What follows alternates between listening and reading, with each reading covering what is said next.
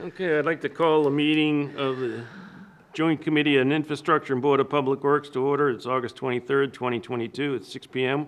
We're in the National High North Boardroom. Would the clerk please call the roll? Yes, Mayor Donchis? Here. Alderman Dowd? Present. Commissioner Moriarty? Here. Commissioner Lemon? Here. Commissioner Shea? Here. With 6 members present, you have quorum. All right, very good. Public comment? Don't see anyone for public comment. Approval of minutes, the minutes of July 21st, 2022. If there are no objections, I'll waive the reading of the minutes of that meeting and place them on file. So it's like this? General progress update. I will turn that over to Director Cummings. Yes, thank you, Mr. Chair. For the record, Tim Cummings, Director of Economic Development. I wanted to give an informal update on the status of the project. We are making good progress to date. We are on budget. There's a couple little schedule hiccups, and so with that being said, I'm going to hand it over to Dove, the project manager for Harvey, to go into a little bit more detail. Thank you. Dove Jaffe, Harvey Construction, and this is the August project update. And there are copies of the handouts if you'd like your own. You can pass those around. For the milestones in this update, as Tim had mentioned, we did have some schedule issues that we're continuing to work towards. The roof complete and the building weather tight milestone has slipped to October, and this is due to coordination with some structural steel and the outriggers for the sunshades and canopies, which is preventing us from completing the sheathing and the exterior framing on the south face, the front of the building. Also attached in your handout, and there are some full-size copies as well, is an updated overall schedule. As part of these workarounds, you'll notice there is more red this month, and that is a result of the float in the schedule being consumed by continuous ongoing activities. So the critical path of the job still goes through the exterior, including the framing, sheathing, air vapor barrier, insulation, masonry, and windows in order to complete the exterior envelope of the project. And you'll note that this schedule does reflect the final completion being at the end of January, and that is several weeks later than what was presented at last month's schedule update. Just one item I want to highlight. So we received notice earlier today, might have been yesterday, and we're still trying to understand some of the details on this, but the masonry block that we received was rejected because it didn't conform to the spec. Westbrook, the vendor, has indicated a willingness to remanufacture the block. We are not exactly sure how it will impact all the scheduled details as of today because this is brand new. We will have a better report and update for you all come next month on how this may impact the schedule, but I just wanted to provide you with quick notice and update now as it is a timely issue that we're grappling with. So did we already miss the date for starting the block installation? Correct, yes. We have not been able to start the masonry installation because the materials that we received were non-conforming. So every week that they delay getting us the right block delays the project that long? They got us the right block, but when the block was inspected for quality control purposes, it was realized that the block that they gave us was not according to spec, if I understand it correctly. That is correct. I mean, all the block is delivered and on site. I mean, we had it there ready. Really, the difference is that it is not truly square. It is supposed to be 7 5/8, and it is 7 5/8 on one side and 7 1/2 on the other. Just a really odd incidence, I guess. But like Tim had mentioned, the manufacturer did visit the site this morning, is doing their investigation, and we're working closely with them to expedite the production of a new batch of block. But yes, you're absolutely correct. This would be a day-for-day delay for And any getting the new cost, block and putting it in. any cost is incurred by them for the mistake? Again, as Tim mentioned, we're just finding out about this now, and we're going to visit that as the impact is known. We have put them on notice. And how big a item is this in terms of cost, the block? Is it, It's a big item. It's expensive. I think there's over 20,000 blocks. I mean, as far as the actual material cost, it's about $100,000, I believe, or a little bit more.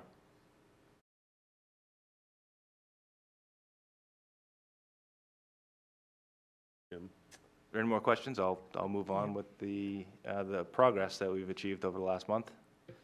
You'll note that there is more exterior framing and sheathing and vapor barrier that is shown, the sheathing in blue and yellow, and the vapor barrier in white, and you'll see it's wrapping some of the rough openings.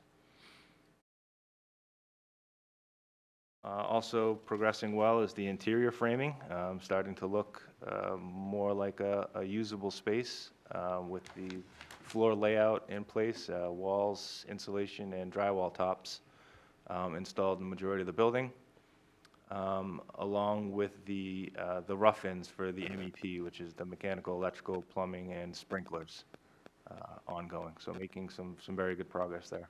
So you can continue with the interior work, the block won't affect that, right? We can, and what we are actually doing now, based on these, is making arrangements for temporary protection, basically putting plastic and framing up temporary windows, temporary plastic and things like that for the exterior to make it weather tight. So a little bit extra expense there, but feel that it's worth it to continue moving forward on the project.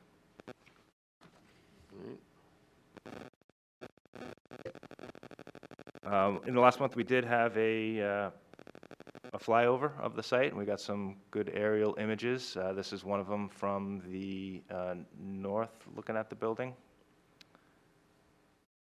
Coming up, we'll continue the interior MEP rough-ins on both the first and second floor. Once we have those temporary protections in place, be able to continue with the interior drywall, exterior insulation, and the masonry veneer once we have solved our problem. One more picture is an aerial view of the building. This was probably about 3 weeks ago, looking at it from the south, looking north.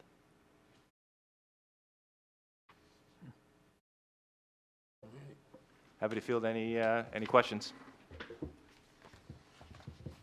Okay, Mr. Chair, if we could move on to the next agenda item, requisitions. We have requisition number 7 before you. I'm asking that you approve requisition number 7 for a total amount of $848,597.98. This has been signed off on by our architect. So is there someone that'd like to make a motion to approve requisition number 7 in the amount of $884,597.98?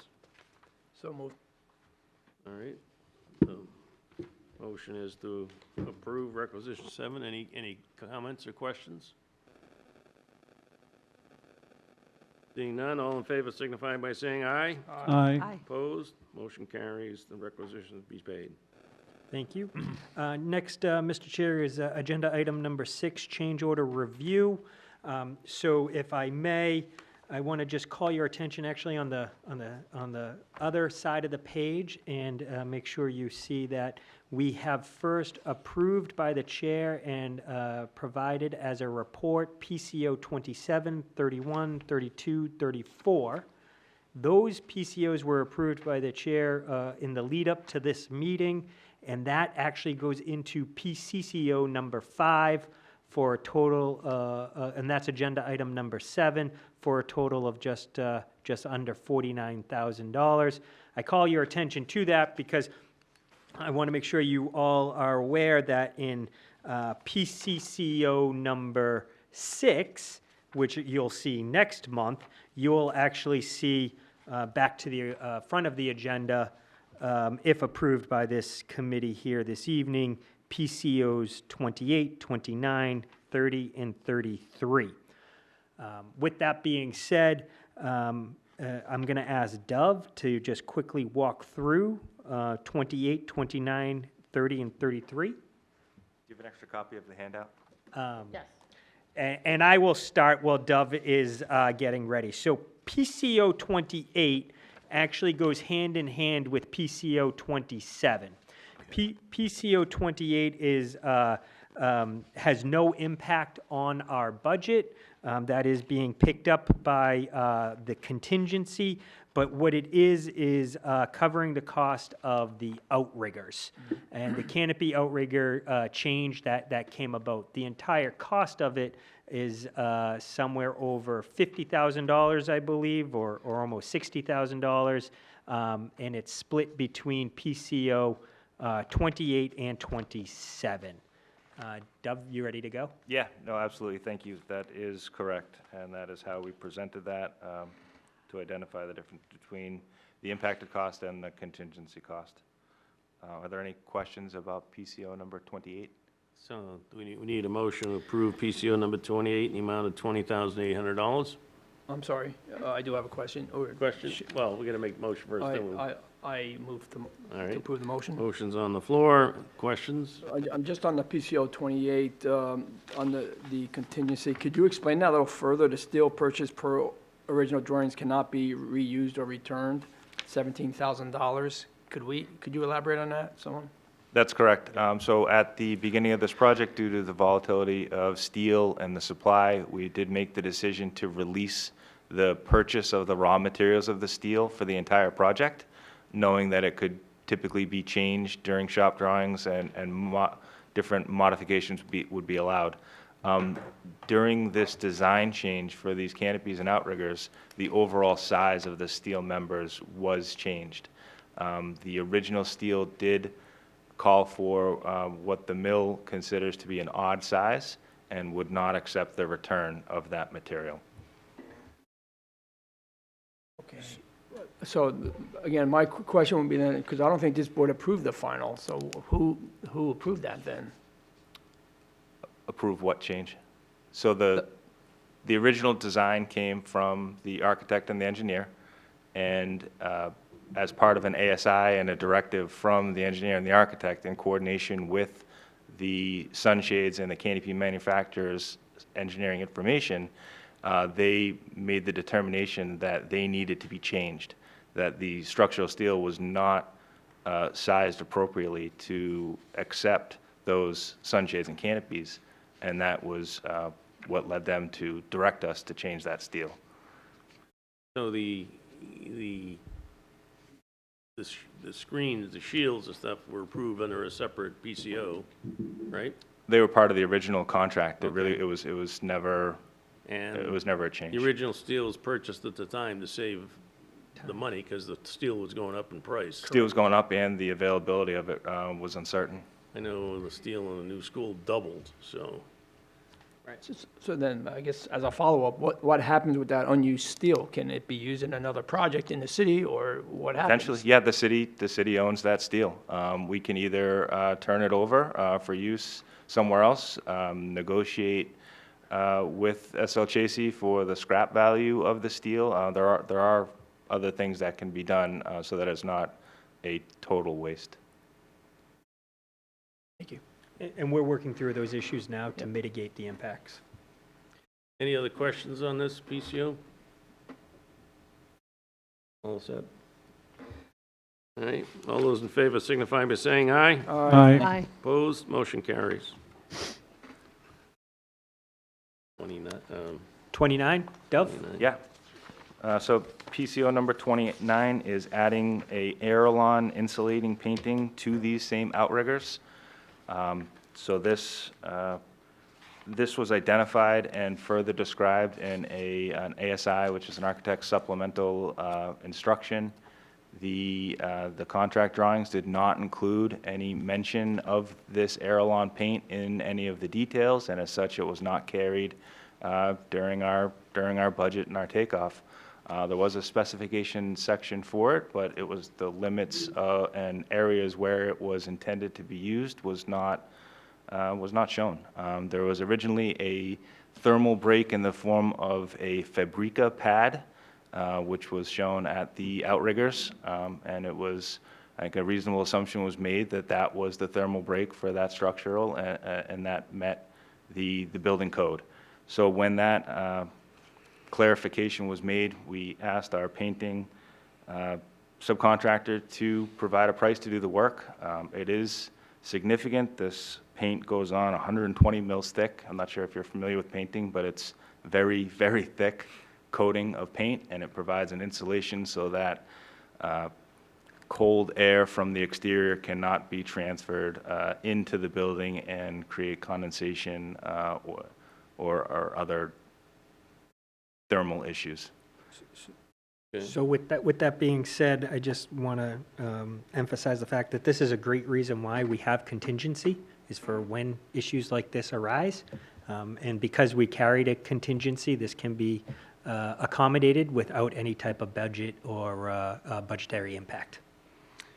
Okay, so I'll need a motion before we discuss any further for accepting PCO number 29 in the amount of $60,917.87. So moved by Commissioner Shea. Any other further discussion? Yes, on that motion. So the problem came from the subcontractor? No. I'm not clear that they missed it, they didn't quote the city? Nope. No, If I may. I wasn't, just like for clarification, I'm not sure. Yep, so what happened was the architect put together designs and specs, and then, and if I understand the issue correctly, it wasn't clearly delineated or shown as part of the design or on the spec, and so when Harvey quoted it, they missed this, and as the project moved along, it became apparent that this element was necessary. It's not carried in their current quote, and so that's why, again, we have contingency to make up when those gaps occur. Is that accurate? I would clarify that it was missed because it simply was not shown on the drawings. And it's really a matter of, it was not carried in the budget. So we didn't ask the subcontractors to price it, and we did not carry it in our initial budget. Is that, you just have a general contingency, or do you have an architectural? General, just general. General, all right, no problem. Small project, Well, I mean, That's right. relatively speaking. Yeah, no, right, no. I guess then the fault would be with the architectural firm. Not to put fault anywhere, but they Yeah. didn't include it. I would hate to couch it in those Right. terms, I'm because, just- I mean, this is a It's- big it- project. Yes. It's one of those unknown unknowns. If Yeah. it was a bigger project like the middle school, we'd have an architectural contingency, which it would come out of, versus a construction manager's contingency or a city contingency. In this case, there's just one contingency, so it's an unknown unknown, and it happens anytime you're doing a major design. Any other questions? Seeing none, all in favor of passing PCO number 29? All say aye. Aye. Opposed? Motion carries. Tim? I guess I'm going to hand it over to Dov for PCO 30. Yep. PCO number 30 is for changing some bathroom accessories and some modification to the locker. We did receive some revised drawings early on in the project that had some pretty minor changes. One of the changes was reorienting some of the lockers, and it involves basically flipping one around and needed some extra little trim and accessories, relatively small. The bathroom accessories is an owner's request to upgrade from the specified fixtures to the battery-operated, touch-free, more sanitary fixtures for things like paper towel dispensers, soap dispensers, things like that. And that is what is included in this PCO. All right, I'd like to get a motion to approve PCO number 30 in the amount of $7,932.15. Yes, Commissioner Lehman. Any questions? Seeing none, all in favor signify by saying aye. Aye. Aye. Opposed? Motion carries. And then, Mr. Chair, we have PCO number 33 for $9,392.03. How about 31? I believe 31 was carried, is carried as already approved. Yes. On the, 27 and 28. see here, cover page. 30 to 33. All right. We will, we can touch upon 31 if you'd like after. But again, last item that needs approval is PCO 33 for $9,392.03, additional outrigger flashing, and I'll hand it over to Dov for an explanation. Thanks, Dov, Harvey. And this is also a result of a ASI that was issued, which changed the details and the design of the flashing around some windows and the outriggers at the perimeter of the building. There was a question about the integration between the air vapor barrier and the windows and the outriggers, which is a complicated detail. And as such, it was decided it would be in the best interest of the longevity for the building and then the right thing to do to add a second layer of flashing to it. So this is the cost from our, from, I believe, Streamline to add that additional flashing at those locations. Okay, so I'll need a motion to approve PCO number 33 in the amount of $9,392.03. Motion made. Okay, Commissioner? And questions? Seeing none, all in favor signify by saying aye. Aye. Opposed? Motion carries. Now, Mr. Chair, just to give a report, I'm going to ask Dov to just quickly go over each of the PCOs, PCO 27, 31, 32, and 34, just so there is a report on record as to why these were approved in advance. And my understanding, and he can correct me, is there was all time sensitivity issues to these PCOs. And then, when that's done, I'll ask for approval of PCOs 27, 31, 32, and 34 as provided by approval of the chair under his authorization. Dub? Thank you. Yep, PCO number 27 is $30,000 for the canopy outrigger changes. And again, this was a design development, and that changed the size and connection details of those canopy outriggers. It included going from partially welded to fully welded connections, which is labor intensive in the field. It also increased the size, which is an additional tonnage, and several other things related to those canopies and outriggers. PCO number 31 is for the elevator feeder size, as identified by our electrical subcontractor in review with the elevator shop drawings. The circuit that was called for on the contract documents, I believe, was a 40-amp circuit. In order to power the size motor that was specified for the elevator, it really needed to be a 200-amp circuit. So that changes to change the size of the feeders as well as the breakers in the panel and the rest of the associated equipment in order to make that work. And that was the response to the RFI by the electrical engineer. PCO number 32 is for powering the motorized partitions. You'll previously recall that it was requested that the partitions be motorized, but we did not have information at the time to determine what that cost would be.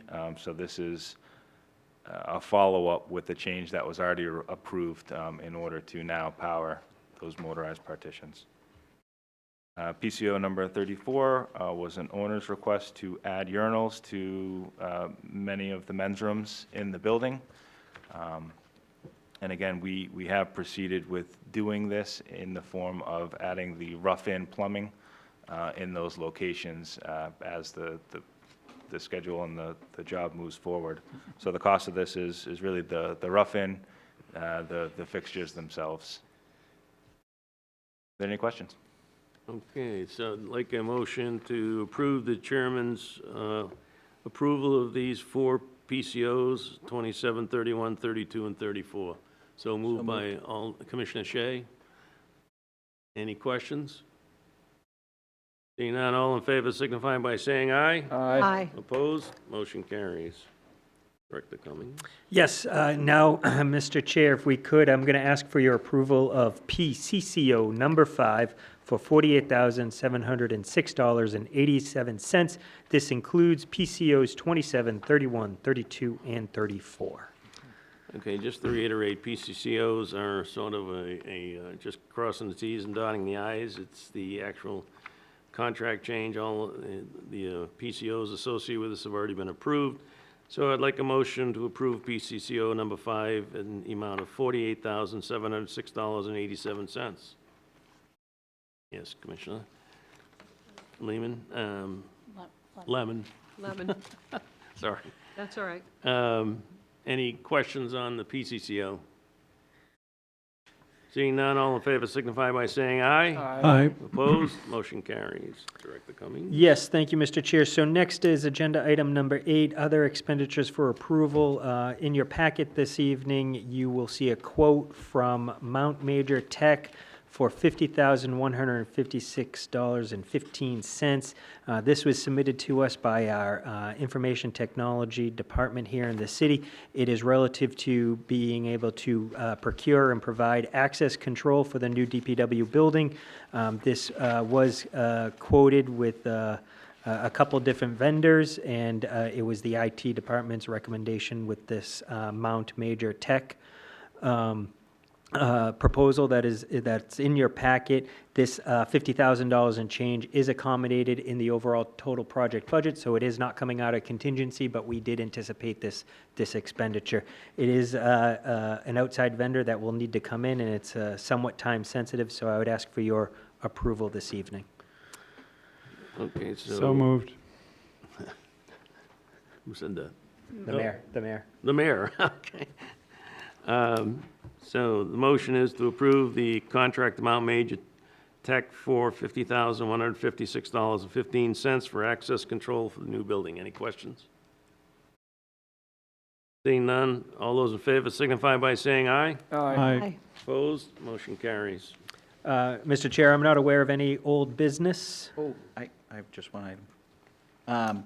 So at the recent meeting, we discussed the flagpole lighting, and I know Alderman Jetty's not here tonight, but I'm sure if he's watching, he might appreciate a brief update on kind of the dialogue that we've had at the Building Update Committee on that. Go ahead, Lisa. I guess I can speak to that. So we have chosen a lighting fixture that mounts on the top of the pole, which is dark sky approved. So we're excited about that, and I think that'll be a good addition. And I don't know, Deb, if you want to add anything else to that, but that's That's correct. That's my understanding. I mean, right now, we've gotten that selection. The process now will be to get a credit from the electrician for the previously submitted and approved ground-mounted lights, and then see what the change in cost would be. It's going to be pretty minor between the two. We're going to have the flagpole supplier purchase that top-mounted light, provide it to the flagpole manufacturer, who will actually install it at their facility, so that there are no issues with it coming out and getting field installed or tangled in the wires or anything else. So we are moving forward. It's the same pole fixture or similar to what we've been using for the schools for the last number of years. All the schools have the downward lighting flag. Thank you, appreciate it. All right. So, Mr. Chair, with no other old business to discuss this evening, the next item would be setting our next meeting date, and I'd be curious to hear when the next joint special is. It's the fourth Thursday of every month. So if that is acceptable to the group, I will tell you that date.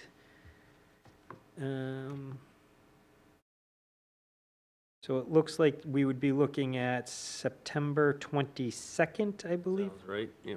Yeah, September 22nd would be the fourth Thursday, and so I don't know if that works for Board of Public Works.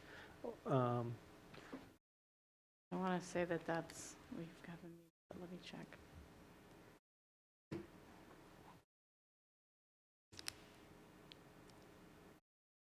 Yeah, that's our regularly scheduled Board of Public Works meeting, so that will be in, That's at 4 though, right? actually, our September 22nd meeting is at 3. So we should, Still, I can have this at 6.